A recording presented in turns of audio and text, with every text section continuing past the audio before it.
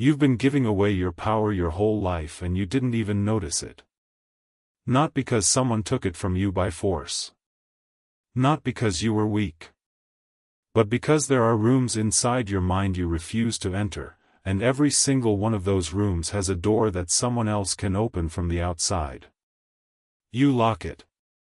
You throw away the key. You tell yourself that room doesn't exist. But the manipulator doesn't need a key. They don't even need to know your name. They just listen to the sound of you flinching, and that sound tells them exactly where the door is. Most people think manipulation is about clever words and calculated moves. It isn't. Manipulation is about finding the parts of you that operate beneath your own awareness and using them like puppet strings. And you have more strings than you think. The parts of yourself you refuse to look at are the exact parts manipulators use to control you. That is not a metaphor. That is a mechanism. And today, you are going to learn how it works, how to see every door in your own mind, and how to close them all.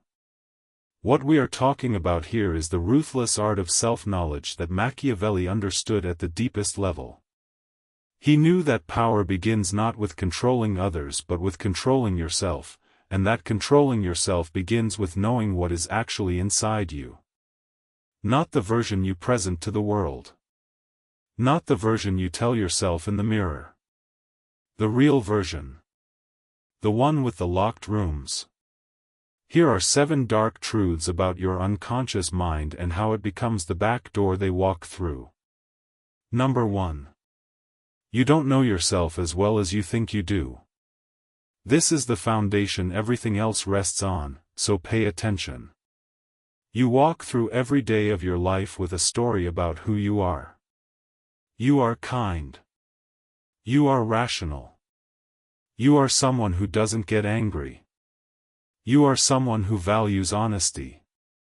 You are someone who would never use people. That story feels solid to you. It feels like the truth. But it is a construction. It is a carefully edited narrative that leaves out everything you don't want to admit about yourself. And the gap between that story and the reality of who you are in moments of pressure, that gap is where your power leaks out. Think about it this way. You say you are calm.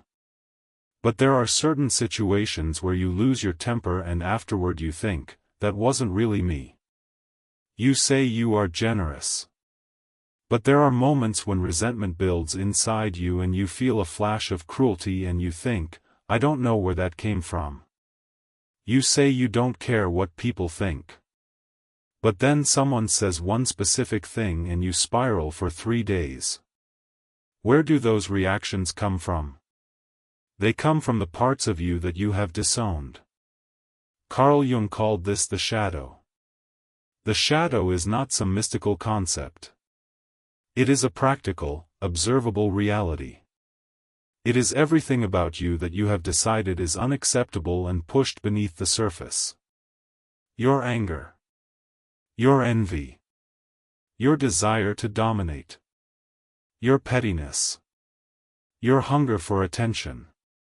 Your capacity for cruelty. Every impulse that made you uncomfortable, you buried it. But here is the thing about burial. It doesn't kill anything. It just puts it underground where it grows in the dark without your supervision. The shadow does not disappear because you refuse to look at it. It operates behind your back. It drives your reactions without your permission. And most dangerously of all, it creates patterns that other people can see even when you cannot see them yourself. This is the first and most important truth. You are not who you think you are. You are who you are under pressure, and the version of you under pressure is controlled by parts of you that you have never examined. Strategic people understand this about themselves. Most people do not. Most people walk through life convinced they are self-aware because they have a story about themselves that sounds good. Strategic people know that the story is the problem. They know that the more attached you are to Your self-image, the more blind you are to the parts of you that actually drive your behavior. And they know something else. They know that your attachment to your self-image is itself a weakness that can be exploited. Because the moment you need to believe you are a certain kind of person, you become predictable. You will do whatever it takes to protect that image, even if it means acting against your own interests. The manipulator doesn't need to know your deepest secrets. They just need to know who you need to believe you are. And then they can make you dance to protect that belief. Number 2. Your emotional reactions are a map of your weaknesses. Let me explain what I mean. Every time you have an emotional reaction that is stronger than the situation warrants, you are looking at a shadow. Every time someone says something and your response is disproportionate, you are looking at a door. The intensity of your reaction is not about the other person.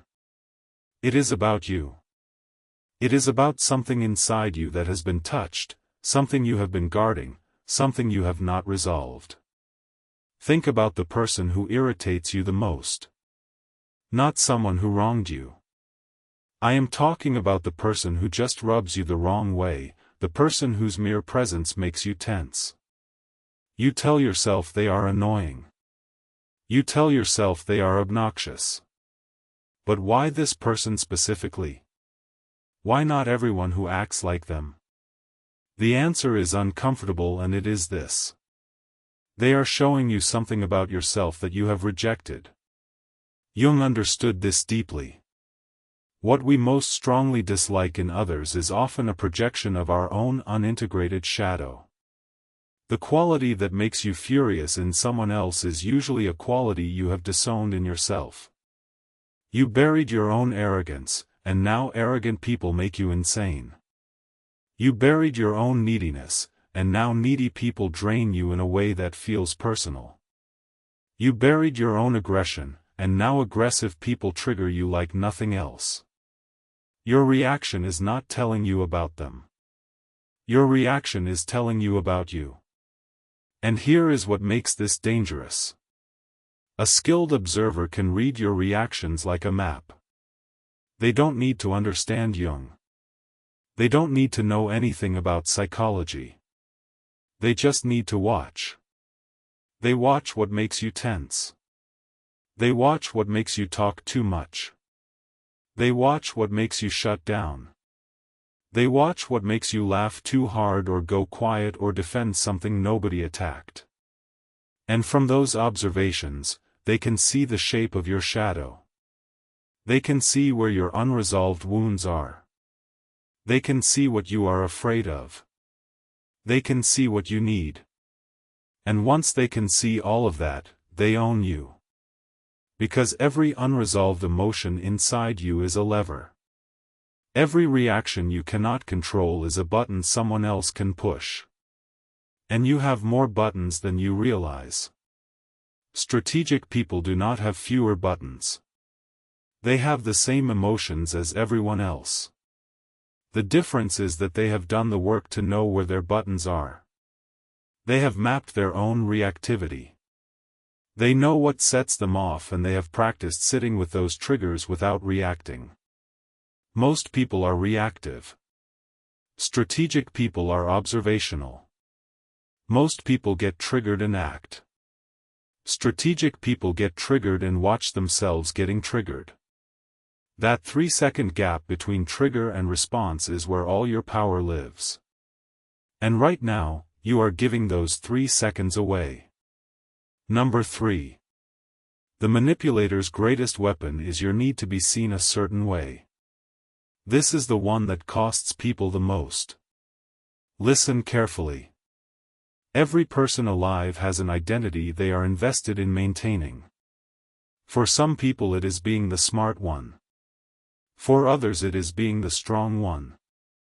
For others it is being the good one, the helpful one, the one who never asks for anything. Whatever your identity is, it is a cage. Not because the qualities are bad. Being smart is fine. Being strong is fine. Being good is fine. The problem is not the quality. The problem is your need to be perceived as having that quality. The moment you need to be seen as smart, anyone who makes you feel stupid has power over you. The moment you need to be seen as strong, anyone who makes you look weak controls you. The moment you need to be seen as good, anyone who implies you are selfish can manipulate you into doing things you should not do. Your identity needs are the thumbscrews that a manipulator will discover and turn. Let me put this as plainly as I can. Everyone has a weakness, a gap in the castle wall. Usually it is an insecurity, an uncontrollable emotion, or a secret need. Find it and use it as leverage. Once you know what someone desires or fears, you can predict and control their behavior. That is not my insight. That is a principle of power that has been understood for centuries. And the most common gap in the castle wall is not a secret fear or a hidden trauma.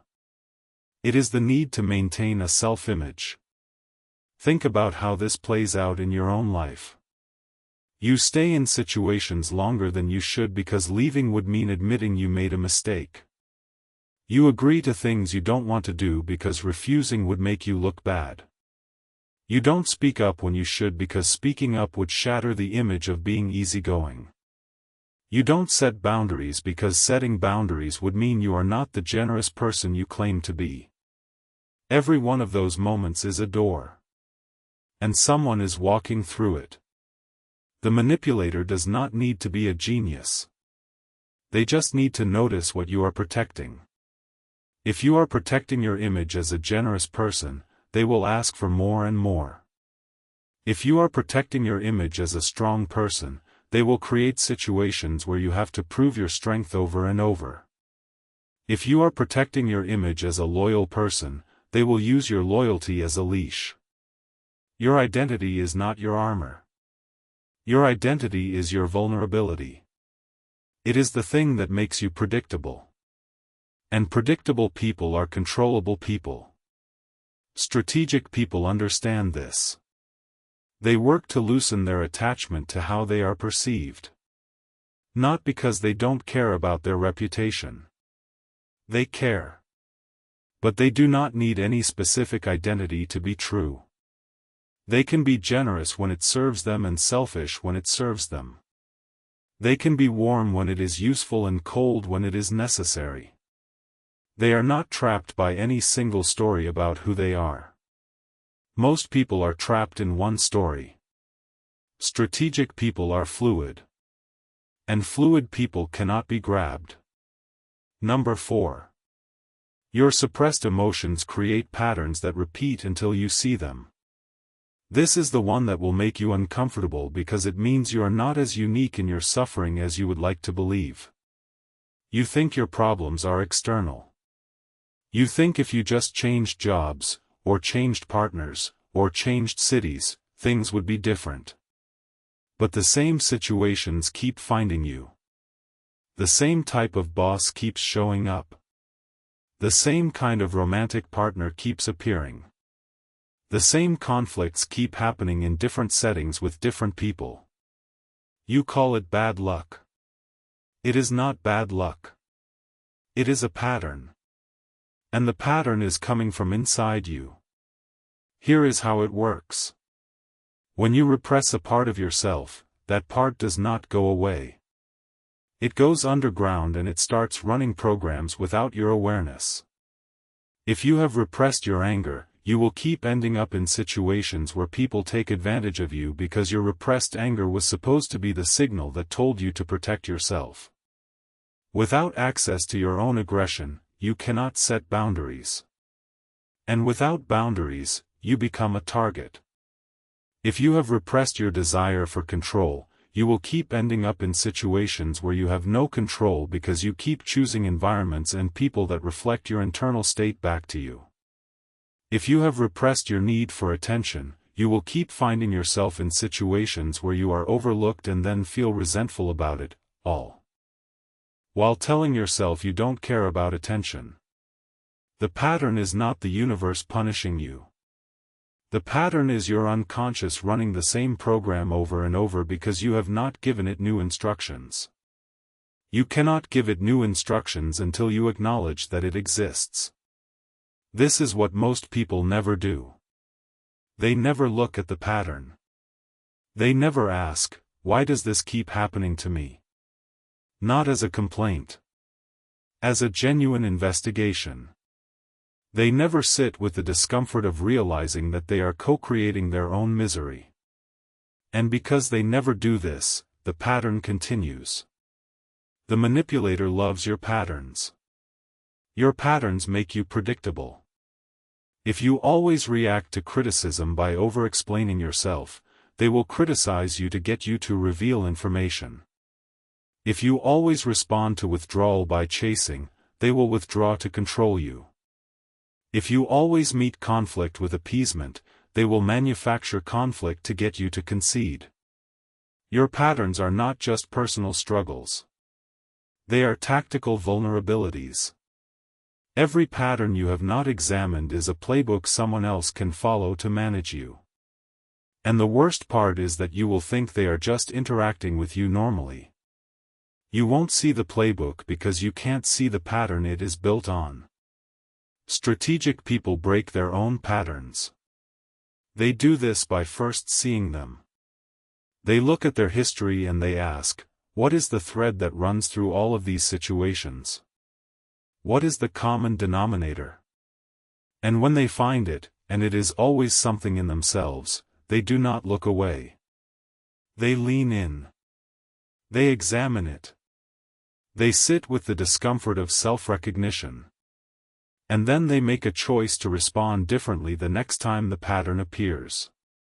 Breaking a pattern requires you to do the thing your pattern is designed to prevent. If your pattern is to appease, you must refuse. If your pattern is to chase, you must stay still. If your pattern is to explain, you must be silent. The moment you break the pattern, you break the leverage. Number 5. Projection is how you give your power to other people without knowing it. This one is subtle and it is devastating.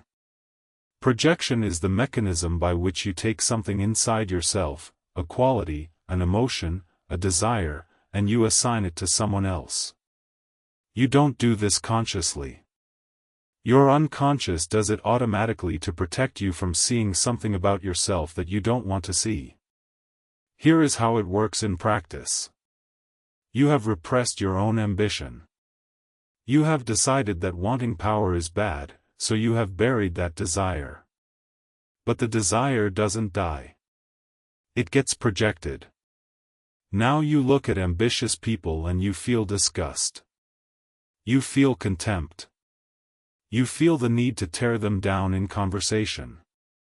You tell yourself you are just being honest about their character. But what you are actually doing is attacking the part of yourself that you have disowned. You are fighting your own reflection in someone else's face. This happens with every quality you have repressed. You repress your own sexuality and now you judge everyone else's. You repress your own capacity for cruelty and now you are obsessed with calling out other people's cruelty. You repress your own desire to be seen and now you resent anyone who seeks attention.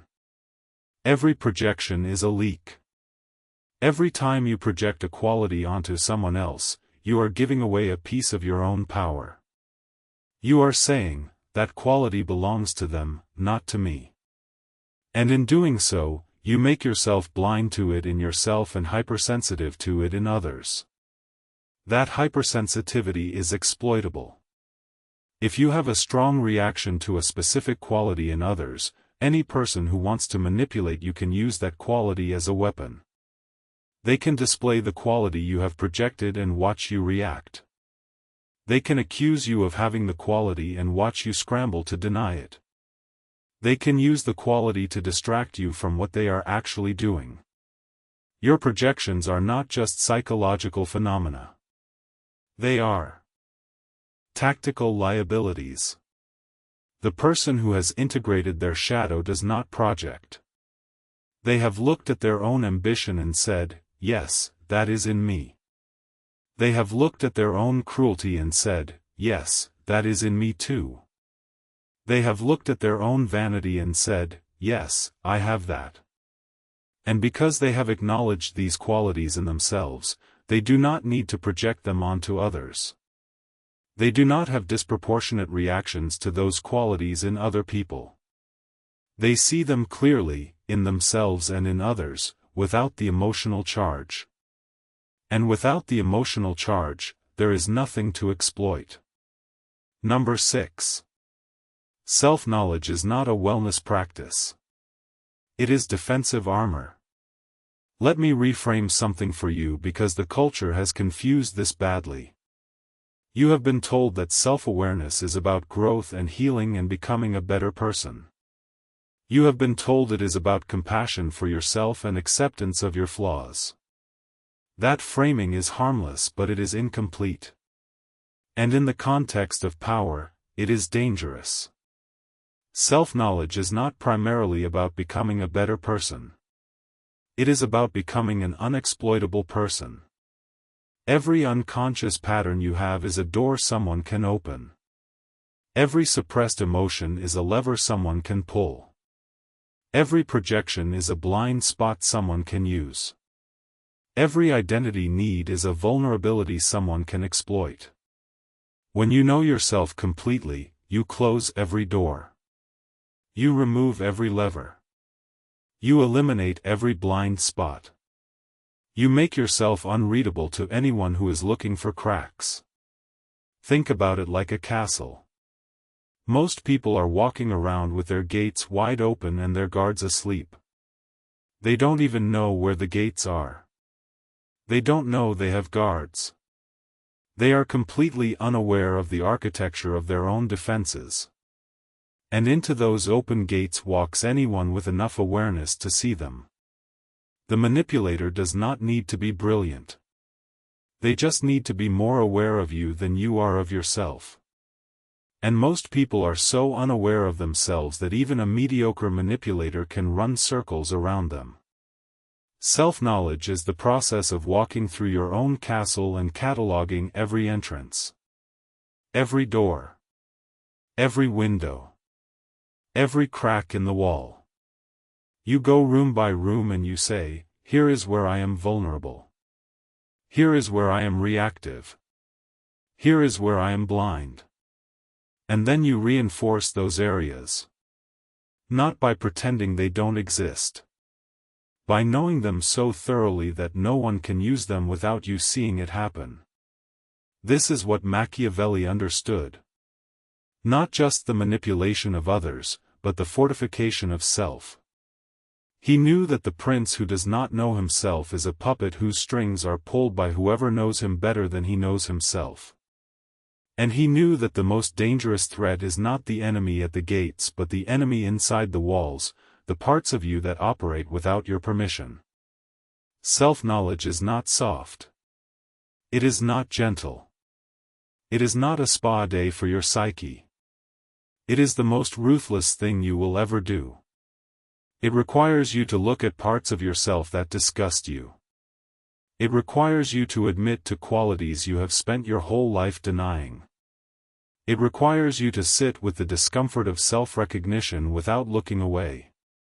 And the reward for that discomfort is this. When you have seen everything inside yourself, nothing about you is hidden from yourself. And when nothing about you is hidden from yourself, nothing about you can be used against you. Number 7. You can observe your own reactivity in real time and interrupt it. This is where everything comes together. Knowing your shadow is necessary, but it is not sufficient. You also need to be able to catch yourself in the moment when the shadow is being triggered and choose a different response. Here is what this looks like in practice. Someone says something and you feel the familiar surge. The heat. The tightening in your chest. The impulse to defend, to explain, to attack, to withdraw, to appease. Whatever your pattern is, you feel it. Activating. And in that moment, you have a choice that most people never exercise. You can watch yourself react. Instead of reacting, you observe the reaction. You say to yourself, there it is. There is the trigger. There is the pattern. There is the old program trying to run. And you sit with it. You don't act on it. You don't suppress it. You don't pretend it isn't there. You just watch it. You feel the heat and you do nothing with it.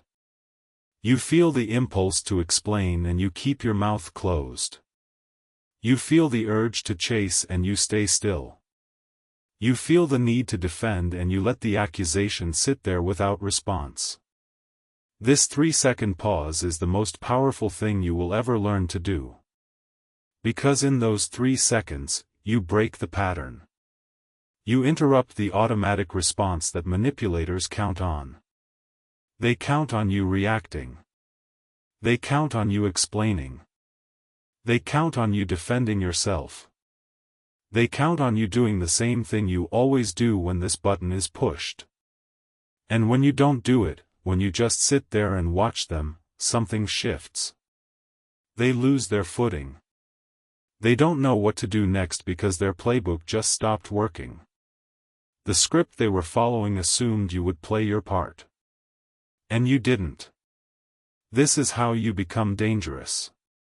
Not by attacking. Not by manipulating back. But by refusing to be predictable. By refusing to play the role that has been assigned to you. By sitting in the discomfort of your own triggered state and choosing not to act on it. Marcus Aurelius lived this. He practiced it daily.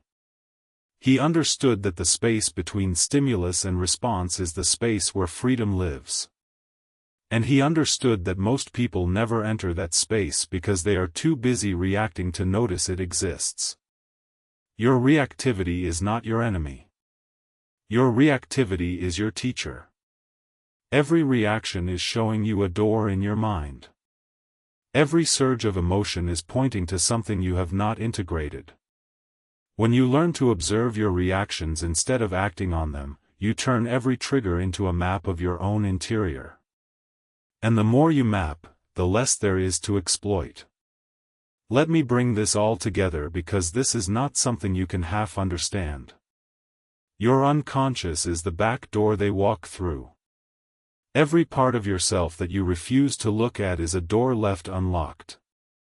Every suppressed emotion is a lever. Every projection is a blind spot. Every identity need is a vulnerability. Every unexamined pattern is a playbook. And every automatic reaction is a puppet string that someone else can pull. The manipulator does not need to be a genius. They just need to be more aware of you than you are of yourself. And right now, they are. Because you have been walking through life with rooms in your mind that you refuse to enter. You have been telling yourself a story about who you are that leaves out everything you don't want to admit. And that story is not protecting you. It is making you predictable. And predictable people are controllable people. The way out is not through better boundaries or stronger willpower or more positive thinking. The way out is through the door you have been avoiding. You have to go into the rooms. You have to look at what is inside them. You have to sit with the discomfort of admitting that you have anger, that you have cruelty, that you have vanity, that you have neediness, that you have ambition, that you have desire. You have to look at all of it and say, yes. That is me. All of it. Not just the parts that look good in the story I tell about myself. All of it. When you do that, something remarkable happens. The doors close. Not because you locked them. Because there is nothing behind them anymore. You have brought everything into the light. There are no hidden rooms. There are no suppressed emotions. There are no projections. There are no blind spots. There is just you, whole and known to yourself, standing in a mind that has no back doors. And in that state, you become something that most people will never understand. You become unreadable. Not because you are hiding, but because there is nothing left to find. They look for your insecurity and you have already seen it. They look for your anger and you have already owned it. They look for your need for approval and you have already acknowledged it. They push every button and nothing happens because you have already pressed them all yourself. This is the integration of the shadow. This is what it means to be whole.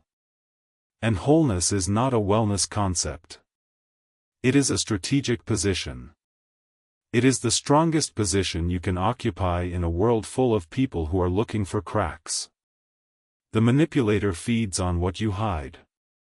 Starve them. The manipulator reads what you project.